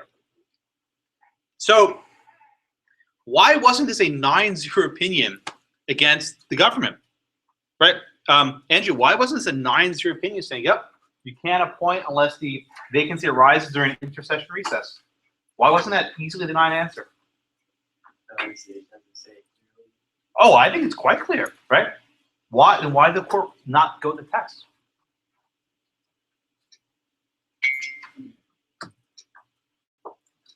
Because you have to prepare for the future, like set precedent for the future and decide something. What are the different things we look at? Like I said, there's text, right? What else we look at? History. History. Practice. That's the magic word. Practice, right? What do we do, my friends, right? What do we do when the text of the Constitution, for once, right, is pretty damn clear, but the practice isn't? So in the first case, we had a situation where the text is silent. They did it one way for 70 years. They did it a different way for the next 70 years, right? Well, the Chief Justice Taft said, let's go to what's closer to the founding. And then the second opinion said, well, we have to consider modern day circumstance with these independent agencies, right? Here, what do? The text is pretty clear, but the practices are ambiguous. At some points they did it one way. At some points they did it the other way, right? Clint, what the heck is a judge to do when they're faced with a text which seemingly people have ignored for 200 years or 150 years or 70 years, whatever it's been? What's a judge to do? Like I said, look at the practice. What's more important, the text of the Constitution or the practice of Congress? Text. Why? Because that's the written word. Mm-hmm. That's the supreme law. But who gets to decide what the Constitution means? Only the courts? That's, Oh, yeah. This is the battle royale between Justice Scalia and Justice Breyer. This opinion, which I hope you read the entire thing. If you didn't, you should. But you're seeing two legal minds fight in open combat. You have, on the one hand, in one corner, right, Justice Scalia, who's like, follow the text, idiots, right? It says it. We know what it meant. Who cares if in a couple instances presidents disregarded it? Go with what the framers wrote. It's not for us to second guess this.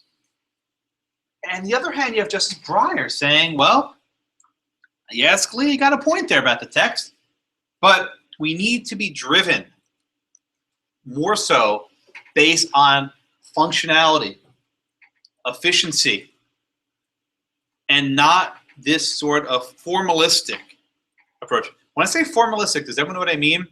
Formalistic means mathematical, formulaic. You're following a very strict text, right?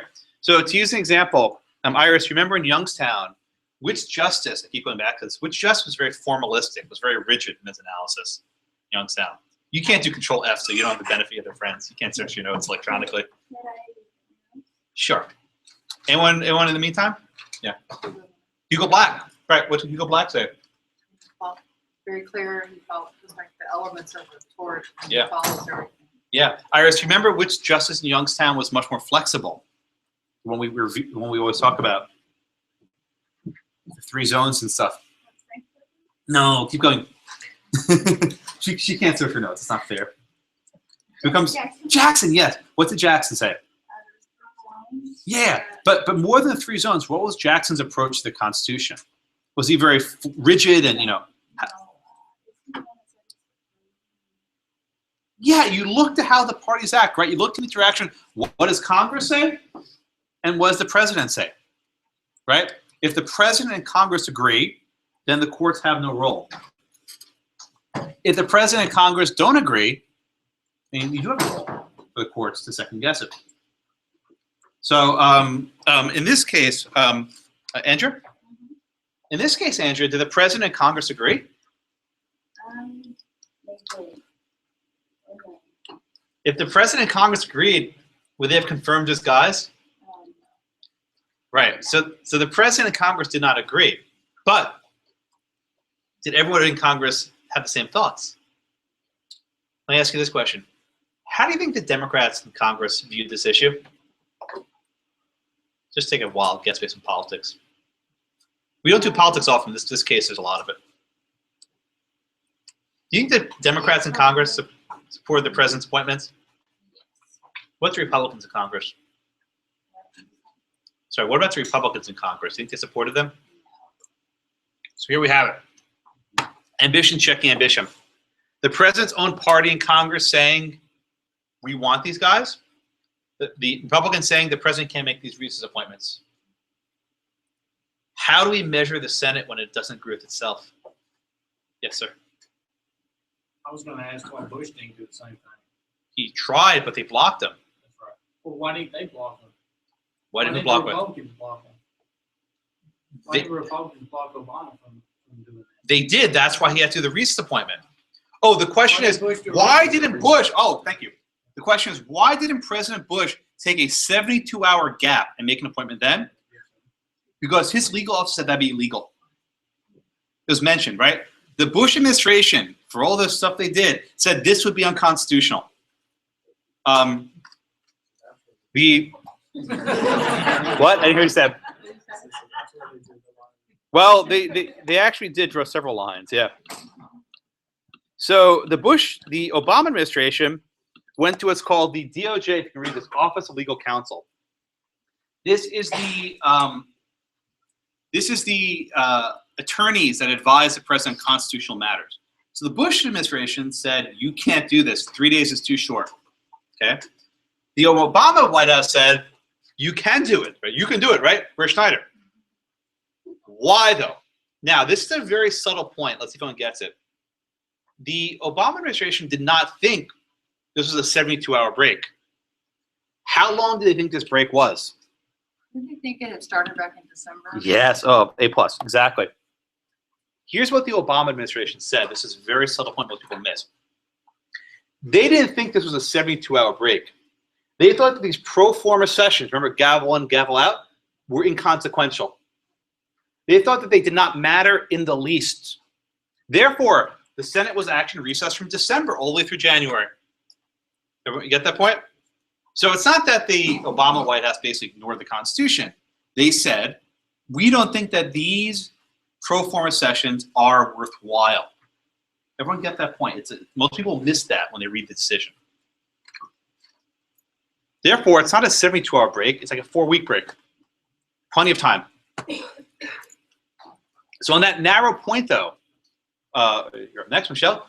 On that narrow point, did Justice Breyer agree that the pro forma sessions were relevant? What did Justice Breyer say about the pro forma sessions?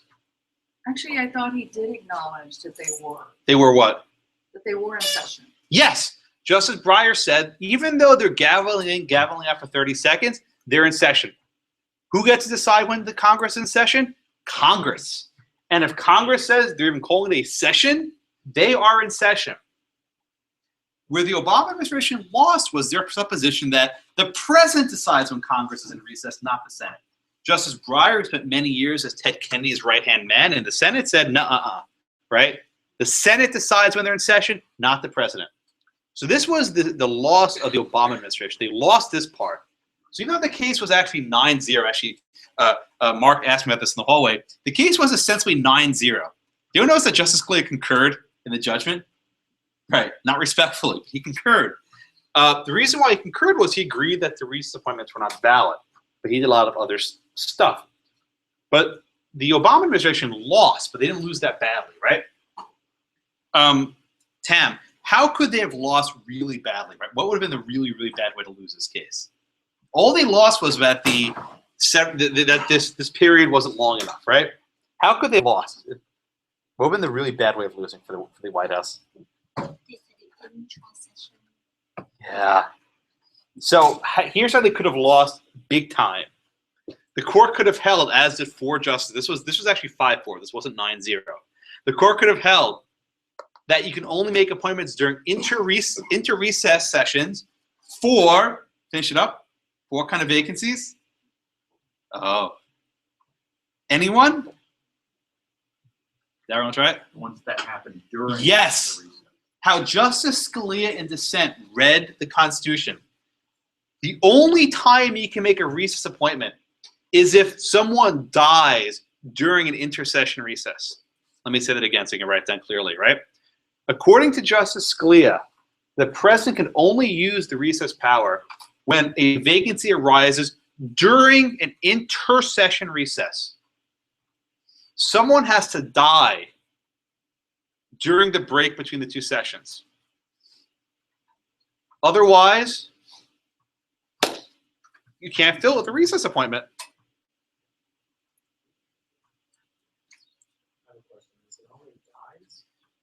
A vacancy arises, however. Doesn't matter how it arises. Maybe he dies, maybe he retires, maybe he becomes incapacitated, whatever it is. Yes, ma'am. And that's the Intersession, yes, ma'am.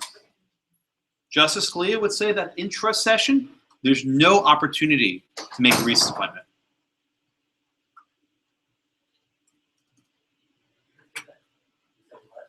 Under Justice Scalia's reading, there are no recess appointments during intra-session recesses. How many people have to be present for Congress? Oh, such a good question. So Justice Scalia addresses, anyone pick this up? Scalia addresses this in his dissent. Anyone notice this? Yes, ma'am. They said that you assume that there's a quorum unless someone challenges. Yes, exactly. Thank you. Exactly right. What Justice Scalia says is like this. We watched the video, right? There was no one in that room. Right? You watched it. It was empty. But under the Senate rules, you presume there's a quorum. The only way to challenge that is if one person gets up there, raises their hand, and says, "I like a quorum call." That is the jerk of the Senate, right? If during Christmas break, quorum call, right? Because basically at that point, what happens? The sergeant at arms has to go and seize every senator and bring them to Washington. I am not joking. Theoretically, the Senate Majority Leader could dispatch the sergeant at arms to drag them onto a plane into the Senate. It's actually crazy to think about. But so even though we were watching the video, right, the room was totally empty. We presume there's a quorum. And one other point, right? Can a Senate with no one there pass laws? Yes. How? Through unanimous consent with something called a voice vote. You presume, unless otherwise, that a quorum's there. So if Mark Warner, that one senator, says, "I'd like a vote on this bill," I vote aye. Voice vote, okay, it's enacted, right? You can actually enact a law during this period. Indeed, during that calendar, during that month of January, they pass stuff, right? They actually pass laws. So, for all intents and purposes, they were in session. Yes, sir. The vice president call a quorum vote? He's the president of the Senate. He can show up. So I don't know if you noticed this, but they said the president pro tempore appoints Mark Warner as a senator. Joe Biden, the vice president, could do the same, right? They actually have the president of the Senate appointing that guy as a substitute president of the Senate. The reason why Mark Warner could sit in the big chair, the high chair, right, was because the president pro tem appointed him temporarily, and Joe Biden could have done the same. So if Biden wants to group everyone, Chris is like, "All right, everyone, come back, quorum call," right? You know. Crazy. Calm down. So, anyway, it's like the onion, right? So, everyone with me so far? So, but wait a minute, right? If Justice Scalia is right, if the only time you can use a recess power is when someone dies during an intersession recess, doesn't that render the clause irrelevant? This is what Justice Breyer says. It's like, wait a minute. You would basically read this clause into obsolescence, right? Obsolescence, right? How do you think Justice Scalia responds to that? How do you think Justice Scalia responds to the argument that the recess appointment clause is a dead letter, that it never applies anymore. I think you would respond that, you know, unless someone dies during the intersession recess, you can't use it. What's the response to that? Justice Scalia's response? Yeah, I think Scalia would reply.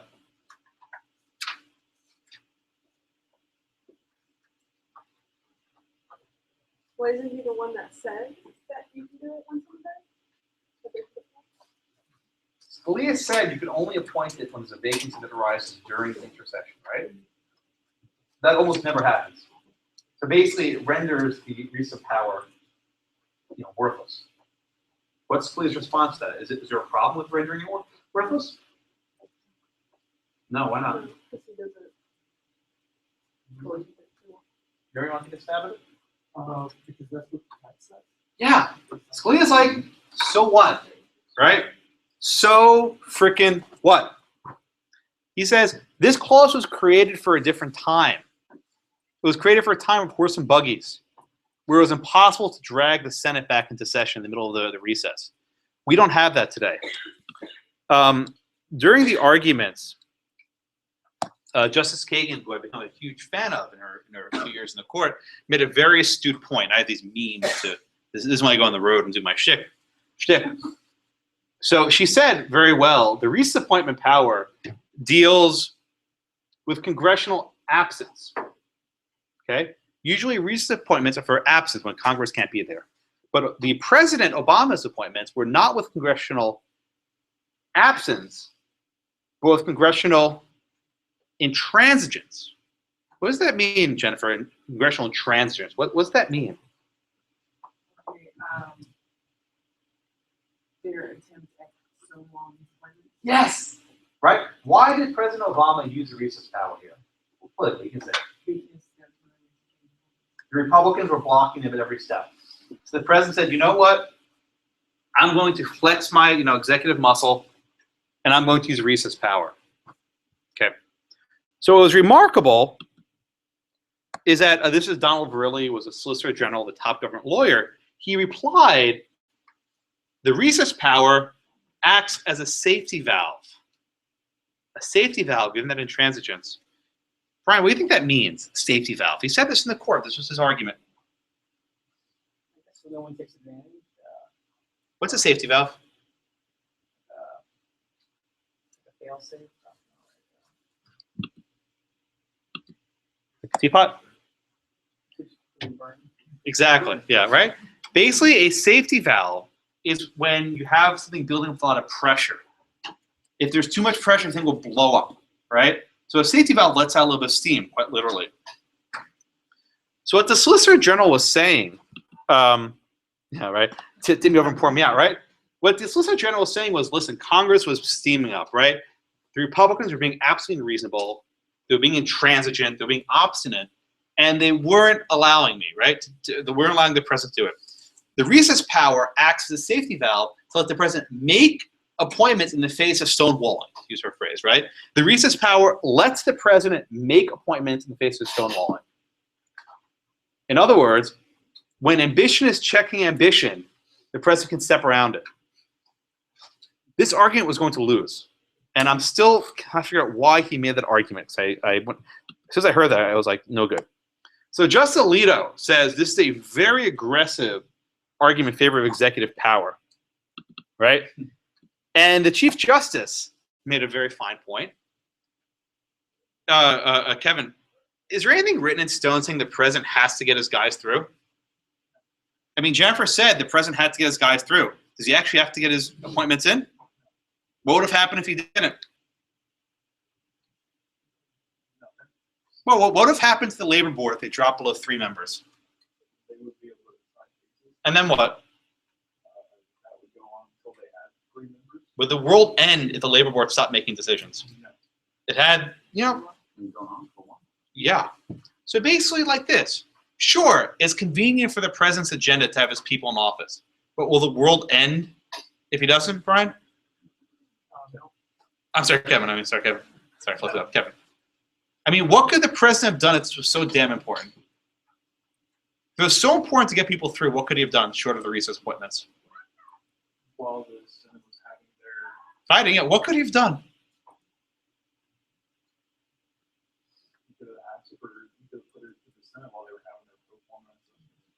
What could the president have done? Yeah. You could have compromised. Compromise! My God, yes! Ambition, check the ambition is about compromise. You can appoint to someone else. The president does not have an unqualified right to confirm the nominees of his choice. This is a fitting quotation from Chief Justice Roberts. Why? Because Obama voted against him. And Obama voted against Alito too. So obviously, right?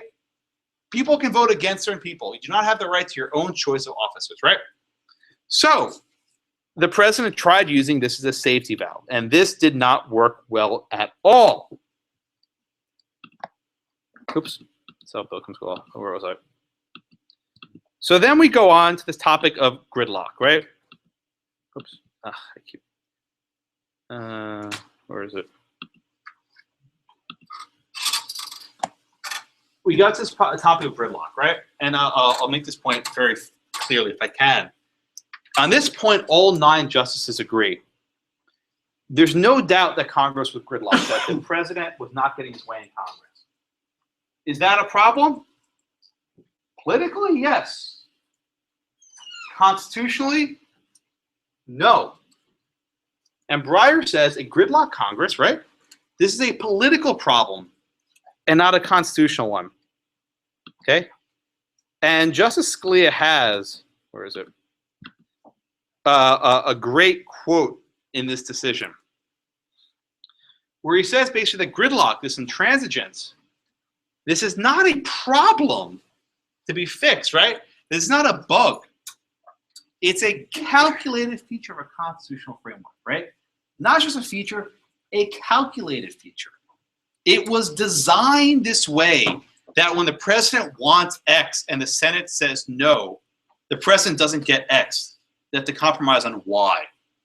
The president wants to fill this board and the Senate says no, go appoint someone else, right? But what happened here is that President Obama basically saw this gridlock as a license to sidestep the separation of powers. He said, well, you know, we'll treat these pro forma sessions as nothing really consequential, and this will allow us to get around this little, you know, tiff in the Senate. I don't need them. And he made appointments to the National Labor Relations Board and the Consumer Fraud Protection Board, the CFPB, which is a very contentious agency. So the court 9-0 said, no, you don't get to do this, right? Your executive powers are not enhanced in the face of gridlock. That you cannot do. Yes, ma'am. Can you talk about the recess power being a safety valve? Are you saying like it should have been the last option as opposed to? Well, the Solicitor General called the safety valve. I'm saying it was not an option at all. That you can only use it when there's actually in fact a recess. That you can't use the recess power to get around a Congress that will confirm your appointments. Because this is the point Justice Scalia addresses. If the president could just use the recess power whenever the Senate goes on lunch, why would he ever put a vote to the Senate ever again? What does Justice Breyer say? He says, what will limit this? Quote, the character and politics of the president. Everyone saw that? I think it was like a footnote somewhere, right? The character and the politics of the president. With respect, I don't trust any president, right?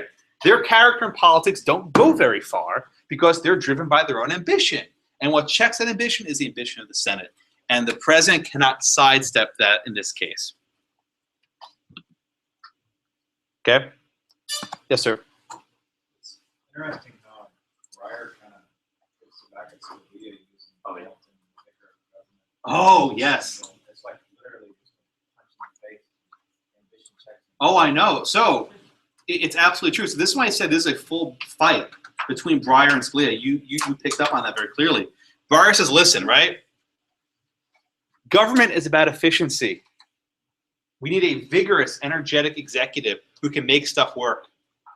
And if in the face of a government not working, if Congress can be a little more flexible, that's how we should read it. This is Black and Jackson all over again, right? Scalia is Black. Jackson is Breyer. It's the exact same debates that parlayed in Youngstown 40 years earlier, 50 years earlier, 60, I can't do math, that happened again. Okay? All right. Questions? I have a little bit of closing, but I want to get questions before I get in time. All right, so Noel Canning, again, was a serious separation of powers decision, but wasn't an unqualified loss.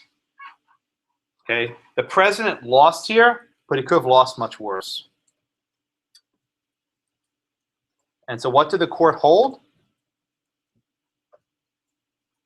The president can make a recess appointment during any sort of recess, regardless of when the vacancy arose. Right, I'll say that again. The president can make an appointment during any sort of recess, regardless of when the vacancy arose. How long must the recess be? On this point, Justice Breyer has no freaking clue, right?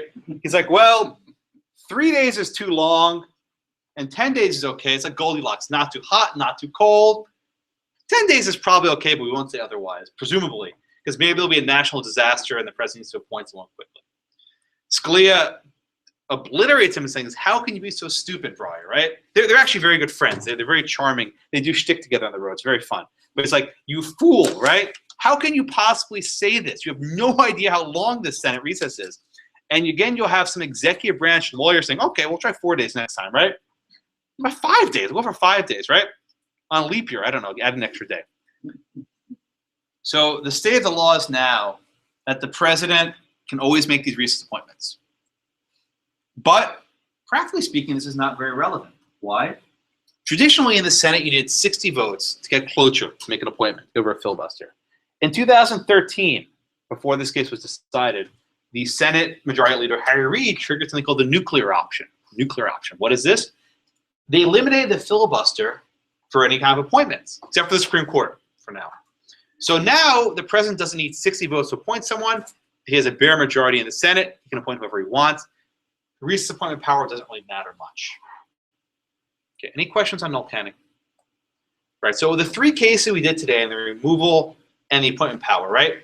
You see the justice struggling with the same issues, right? What's the role that text plays? What's the role that history plays? What happens when Congress acquiesces or gives in to the president's power? What role does that play? What role do we give to efficiency? What role do we give to forcing the powers to check each other? Are we like Hamilton and be vigorous, executive, or are we like Madison and have ambition checking ambition? The exact same issues that divide the justices in Youngstown and Myers and Humphrey came back in Noel Canning not even 2 years ago. And I promise you they will come back next week when you read Zivotofsky, which I recommend you read also in its entirety, which is a very significant foreign powers decision. Any other questions? Have a wonderful evening. Thank you very much.